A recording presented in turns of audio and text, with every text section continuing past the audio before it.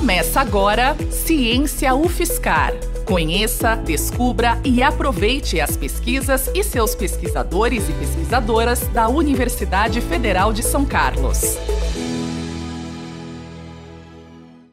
Em 19 de janeiro deste ano, a edição semanal da revista Nature, um dos principais periódicos científicos do mundo, chegou com um artigo assinado por pesquisadores da UFSCar, junto com colegas nos Estados Unidos e na China. Nesse artigo, os cientistas compartilham resultados de um estudo que mostrou como nanopartículas, com um atributo pouco conhecido, a quiralidade, podem ser usadas para aumentar a eficácia de diferentes vacinas.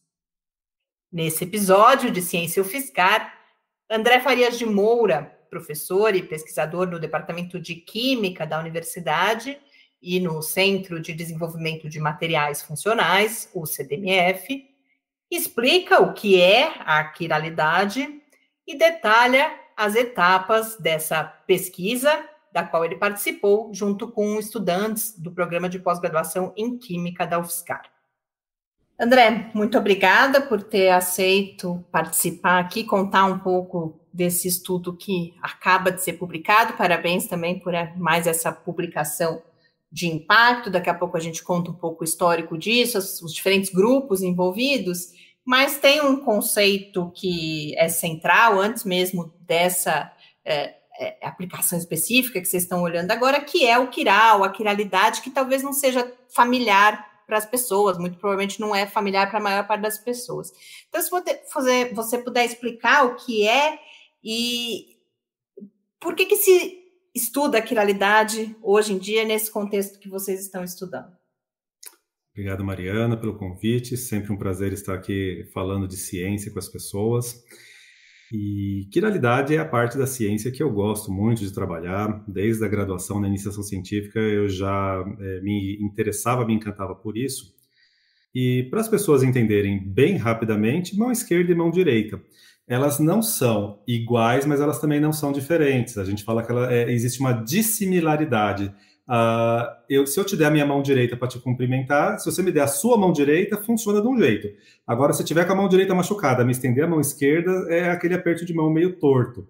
Todo mundo já teve essa experiência, então as pessoas que já entenderam que essas coisas que são mão esquerda, mão direita, quiral significa mão em grego, tá? Kairos. Tem a ver com essa capacidade justamente de se reconhecer. Elas se reconhecem melhor, as estruturas que são mão direita, mão esquerda, umas às outras. Bom, por que isso é importante? Não só a mão. Se eu olhar para dentro do corpo humano, as células, as moléculas que fazem as células, as estruturas dentro das células, tudo é quiral. Ou é quiral porque é quiral, como os açúcares, ou as proteínas, os aminoácidos, ou é quiral como, por exemplo, as gorduras, os lipídios, não são. Mas eles ficam perto dessas outras moléculas quirais e quando junta tudo e faz uma membrana, faz alguma estrutura dentro do nosso corpo, tudo é quiral. E aí vem a coisa interessante, se eu vou produzir diagnósticos para doenças, se eu vou produzir fármacos, medicamentos, se ele for quiral, ele pode conversar melhor ou pior, vamos tomar cuidado aí, tá? Eu posso ter uma conversa boa, no sentido de que aquilo tem uma ação farmacológica, aquilo é um remédio, mas eu também posso ter uma ação ruim, se eu não controlar a quiralidade, ela pode virar veneno. Tá? Tem vários casos na literatura que contam essa história pra gente. E nesse caso específico, o que vocês estudaram foi a interação de algumas partículas específicas, no caso, nanopartículas de ouro, que fazem, às vezes, ali do que são os adjuvantes nas vacinas. Acho importante, talvez, esclarecer isso também. Não é o antígeno, é o adjuvante. O que é o adjuvante? E aí vocês foram estudar, então, a interação dessas nanopartículas com respostas imunes. Então, se você puder contar um pouquinho o histórico, por que olhar para isso, e aí qual o desenho do estudo que vocês fizeram, o que especificamente vocês olharam e os resultados que obtiveram.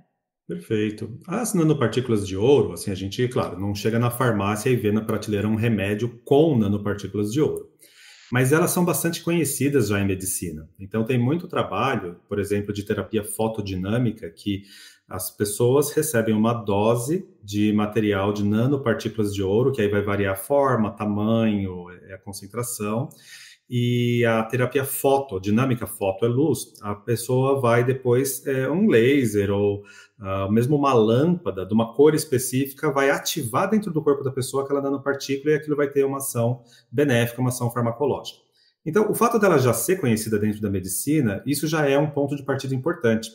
É parecido com essa história de reposicionar fármacos, igual aconteceu essa corrida agora durante a pandemia de Covid-19. Você pega um fármaco que ele já é conhecido, então já sabe se aquele é tóxico ou não, doses máximas que pode tomar por dia, isso dá uma segurança e o desenvolvimento é mais rápido, porque você já sabe que aquilo, não sabe se funciona, mas sabe que aquilo também não vai fazer muito mal para as pessoas, então dá para partir daí. Então a ideia de usar uma nanopartícula como a de ouro, ela tem muito a ver com isso. A gente sabe que é um material muito bem tolerado. Eu posso injetar essas nanopartículas de ouro no corpo de uma pessoa sem que isso produza grandes efeitos adversos, os tais efeitos colaterais. Aí o que a gente olha? As nanopartículas que são usadas, elas não são quirais, então elas não têm especificidade. Elas não interagem melhor com um tipo de proteína ou com um material genético ou com um açúcar. Elas têm uma interação menos específica. E aí, quando eu faço ela ficar quiral, eu começo a fazer ela ficar mais específica. Começa a ficar essa história da a mão direita que cumprimenta a mão direita e não a mão esquerda. E aí eu consigo ter uma especificidade maior. Só que assim, é empírico, a gente não sabe, a gente ainda não tem conhecimento suficiente, estamos ainda desenvolvendo esse conhecimento de qual é o que vai funcionar melhor, se vai ser a mão esquerda e a mão direita. Então, como que a gente faz no mundo real? Lá no laboratório experimental, o colega que faz a síntese, ele vai sintetizar a nanopartícula, mão esquerda e mão direita, e vai colocar as duas para testar. Num primeiro momento, é claro, você não vai injetar isso em ser humano, tem todo um protocolo a ser seguido. Você começa fazendo o quê? Injeta em células, cultura de célula. Então, aquela célula, você vê o que acontece. Especificamente nesse caso, células que são de resposta imune. E aí você demonstra, numa primeira rodada de investigação com culturas de células, que as nanopartículas, sim, estimulam o funcionamento, estimulam a resposta imune daquelas células. Elas vão produzir substâncias que a gente consegue medir depois, e que a gente sabe que se aquela substância foi produzida, aquilo num corpo, num organismo, num tecido, corresponderia a grosso modo, uma resposta inflamatória, uma pequena inflamação no lugar. Então, é isso que o adjuvante vai fazer. Ele não é o antígeno, como você falou. Ele não vai produzir anticorpos para uma doença específica, mas o adjuvante, ele está ali para ajudar, ele é mais uma substância estranha do corpo que o corpo vai reagir contra. O antígeno é uma substância estranha que o nosso corpo não reconhece e quer eliminar, quer destruir. E ele tem a ver com o causador da doença, com o patógeno. Ele é um fragmento, é um vírus inativado, é um fragmento de RNA que no nosso corpo vai produzir um fragmento de proteína que vai ser reconhecido como corpo estranho. E o adjuvante também, ele não tem essa característica de causar, ele não tem nada a ver com a doença. Então, o adjuvante, ele vai estar numa vacina de Covid, como ele vai estar numa vacina de gripe, como ele vai estar numa vacina de sarampo. Ele está ali para estimular essa resposta daquela dose de vacina. E aí, a partir desses estudos que vocês fizeram, tanto in vitro quanto depois in vivo em camundongos, com uma cepa de influenza, a gente não tem tempo para detalhar tudo isso, vocês confirmaram, então, essa hipótese de que ou a mão esquerda ou a mão direita gerava uma resposta melhor do que a outra, e isso pode futuramente ser empregado, por exemplo, no desenvolvimento de vacinas? Pode, porque como eu falei, a primeira etapa que não envolve o antígeno e o organismo vivo, ela é mais simples, mas é uma prova de conceito. Ela diz, essa substância, ela tem potencial para estimular o sistema imune, e um dos enantiômeros, que é o de mão esquerda, funciona melhor do que o outro. Tá? E funcionam melhor do que o que é o aquiral, aquele que não tem mão direita e mão esquerda. Tá? Então, é o que é simétrico. E quando você vai para o teste de um antígeno específico, então a gente escolheu, veja, as pessoas olham e falam, puxa, mas podia ter sido Covid, né? Calma, gente. É aquelas coisas que a gente começou muitos anos atrás, muito antes de saber que poderia ter a pandemia. Então a gente fez esses testes com inclusive a cepa de influenza também não tem nada a ver com essa que está circulando agora nessa epidemia no Brasil. Mas por quê? Porque a gente queria provar um conceito. Essa prova de conceito, com essa cepa específica de influenza, ela é geral. Não é para essa. É claro, o número, assim, a gente tem lá um fator, foi cerca de 1,3 vezes mais eficiente a vacina. Esse número não vai ser o mesmo se for uma vacina para a atual variante de influenza que circula no Brasil, no mundo, a Darwin, e também não vai ser esse mesmo número, essa mesma aumento de eficácia para uma vacina de Covid-19, contra a Covid-19. Mas o que a gente sabe? É que sim, esse material que nós produzimos e outros baseados nesse mesmo princípio de você imprimir informação de mão direita a mão esquerda numa nanopartícula, numa molécula, em uma nanoestrutura, isso tem um potencial muito grande de aumentar a resposta imune. Muito bom, André. Para a gente concluir, queria que você contasse um pouco de bastidores da pesquisa. São alguns grupos de pesquisa envolvidos, então tem vocês aqui no Departamento de Química da UFSCar, aí tem pesquisadores da Universidade de Michigan e também de uma instituição chinesa. Você puder apresentar um pouco essa parceria e também o trabalho específico de vocês. Vocês vão trabalhar, a gente percebe um estudo, quando a gente olha o artigo, são vários experimentos, várias análises que são feitas. Qual que é a parte que vocês fazem aqui de modelagem e qual o papel da modelagem nesse percurso todo pelo qual vocês passaram? Claro, claro. Uma coisa importante, logo de cara, é que, como eu falei, são projetos que demoram muitos anos para ficar pronto, então não é uma colaboração pontual que faz isso acontecer. É um investimento em que todos os parceiros envolvidos, eles têm um comprometimento mais de médio e longo prazo para dar certo. Realmente não funciona com uma visão curta, assim, eu vou fazer um projeto de 2 anos. Não funciona. Então, esse grupo, que hoje já tem uma característica até de um consórcio científico internacional, porque a gente vem trabalhando junto há bastante tempo, com o professor Nicholas Kotov, da Universidade de Michigan, desde 2012. Está indo para 10 anos já, agora no meio do ano. E através dele que eu conheci o professor Xuanlai Xu, da Universidade de Jiangnan, na China, região de Xangai. Já está aí uns 6 anos, mais ou menos, que estamos trabalhando juntos. E é um trabalho que tem uma certa divisão de tarefas, onde tanto em Michigan como em Jiangnan é feita uma parte experimental muito intensa. Desse jeito que eu te falei, a gente pega um material que já é até conhecido, eles vão na parte experimental sintetizar as diferentes combinações de mão direita, mão esquerda, com combinações de luz. A luz pode ter mão direita e mão esquerda também. Então são várias estratégias de síntese. Aí depois vem o que a gente chama de caracterização, que é uma quantidade enorme de análises para conhecer o material, e depois vem as aplicações baseado na caracterização. A gente olha para as propriedades do material, e aí vem essa conversa de muitas pessoas pensando juntas, assim, com essas propriedades, para que esse material serve? Tá? Então, por exemplo, esse material, ainda nem foi discutido isso, mas como eu sei que ele interage com luz polarizada circularmente, eu posso pensar nesse material para melhorar a terapia fotodinâmica. Eu posso torná-la mais específica e mais eficiente. É claro, uma investigação dessa, assim, ela envolveria, além desses 2 grupos que eu estou falando, nesses grupos não tem medicina, não tem médicos envolvidos, então eu teria que trazer mais um grupo interessado em colaborar a médio e longo prazo para essas pessoas se comprometerem ao longo de vários anos a testar nanomateriais em terapia fotodinâmica com uma outra visão, com outro patamar de complexidade, de informação.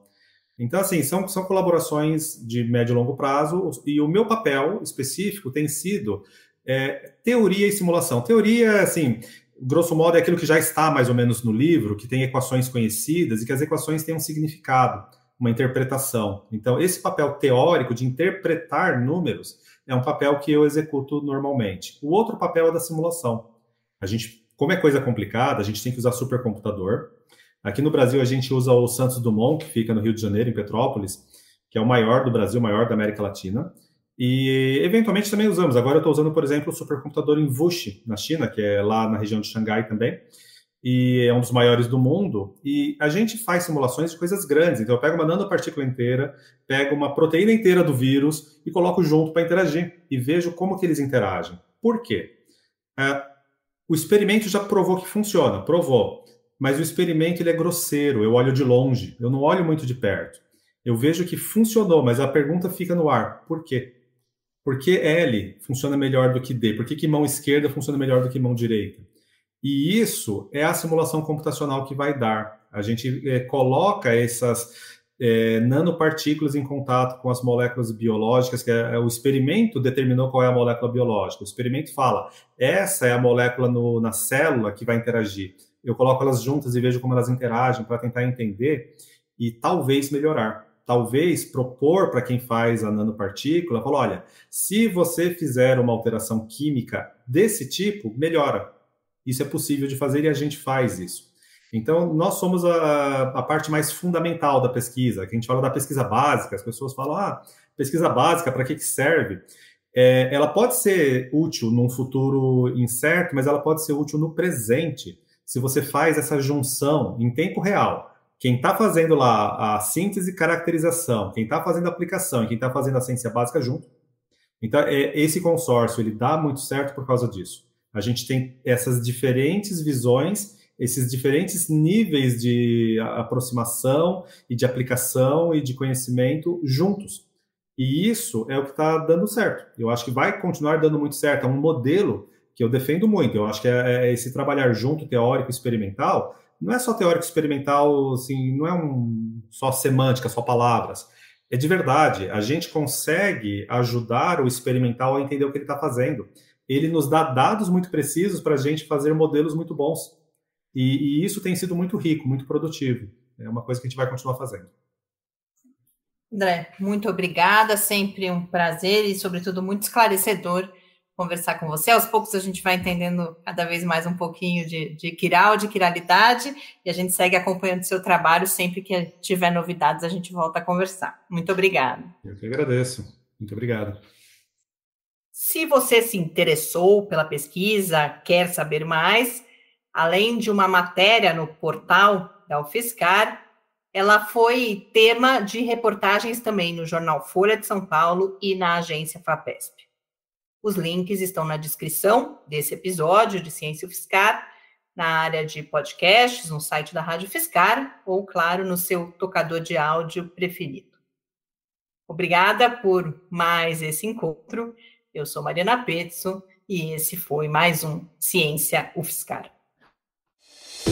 Você ouviu Ciência UFSCar, uma produção do Instituto da Cultura Científica em parceria com a Rádio UFSCar. Acompanhe as últimas notícias sobre o conhecimento produzido na universidade no Twitter em @ciência_UFSCar.